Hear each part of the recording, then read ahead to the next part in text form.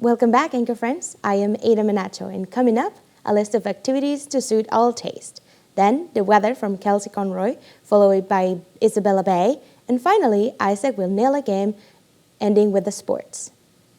The play Macbeth has been closed, opening space for a new play, Five Women Wearing the Same Dress, directed by Bailey Barrett, and our main stage musical, Cry Baby, to be presented on April.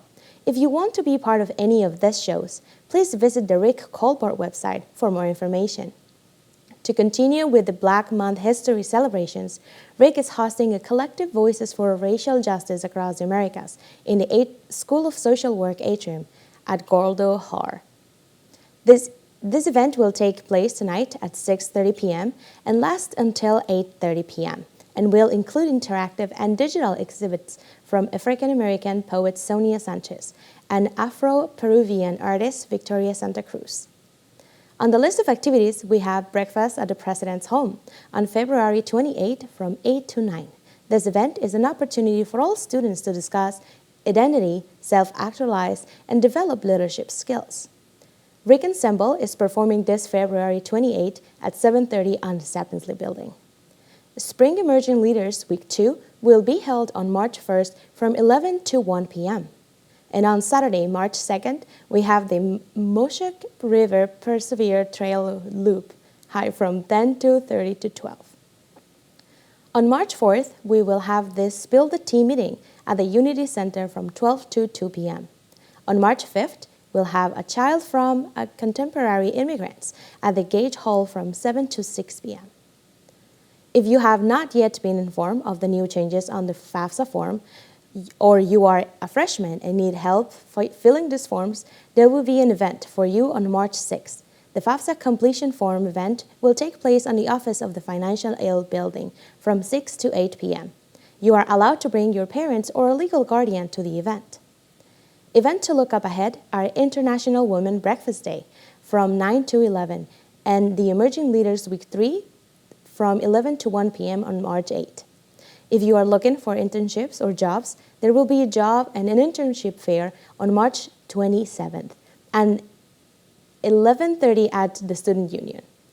Health, Human Services, and Education jobs and internship will have a fair on April 3rd. More information can be found under ric.edu/new/events. This week, we have a continuing with the weather section with our Anchor TV member, Kelsey Conroy. Kelsey? Thank you, Ada. Welcome to Anchor TV weather. Today, expect clouds with a high of 57 and a low of 31. Tomorrow, get your umbrellas out. It will rain with a high of 56 and a low of 42. Thursday, expect wind with a high of 45 and a low of 24. Friday calls for sun with a high of 50 and a low of 24 as well. Saturday calls for a 50% chance of rain with a high of 54 and a low of 35. And Sunday will be cloudy with a high of 58 and a low of 40. Finally, Monday calls for clouds with a high of 53 and a low of 41. Pull through this weather. It's almost spring break. Thank you. Back to the news. Thank you, Kelsey. We have in studio our general member, Isabella Bay, with her new segment. Isabella? Thanks, Ada. Here are some upcoming things to check out in Providence if you're bored on the weekends. Need to grab a gift for an upcoming birthday or event? Be sure to check out the winter and spring markets presented by the Providence Fleet, featuring 80-plus local indie makers, vintage vendors, food trucks, and more. Available every Sunday until May 5th from 11 a.m. to 3 p.m. at Farm Fresh Market Hall located on 10 Sims Ave in Providence.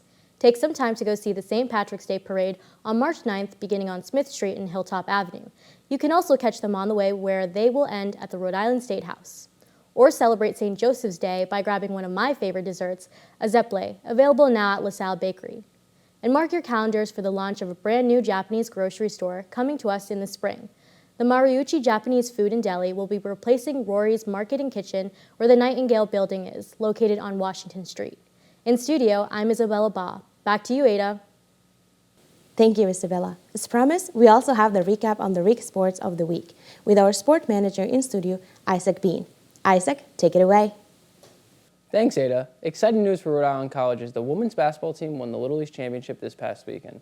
The Anchor women were able to beat number 5 seeded Eastern Connecticut State 67-40 in the semifinals and then beat the number 2 seeded UMass Dartmouth 67-52 to take home the gold.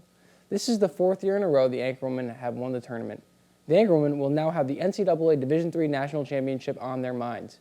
After making the Final Four last year, they look to follow that up with an even stronger tournament. They will host the first game of the tournament on March 1st against St. Joseph College of Maine.